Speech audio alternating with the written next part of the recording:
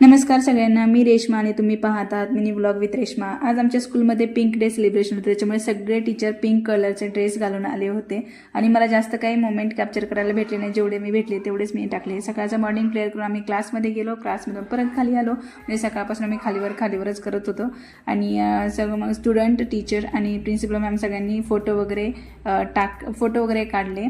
एक moment capture करायचा मुलांसोबत, म्हणून ही तयारी सगळी चालली होती आमची। आणि सगळे क्लास टीचर होते। मला काही जास्त कोणाला म्हणजे ब्लॉग मी बनवते हे सगळ्यांना जास्त काही माहिती नाही। ज्यांना माहिती ते असे माझ्या ब्लॉगमध्ये येऊन असे हे प्राची मॅम आहे, ज्या की खूप उत्साही असतात नेहमी, पण मी जिथं दिसेन ब्लॉग बनवतात ते येणार, बोलणार हाय। आणि पिंक आजचा दिवस पिंक डे होता, त्याच्यामुळे सगळेच पिंक दिसत होते।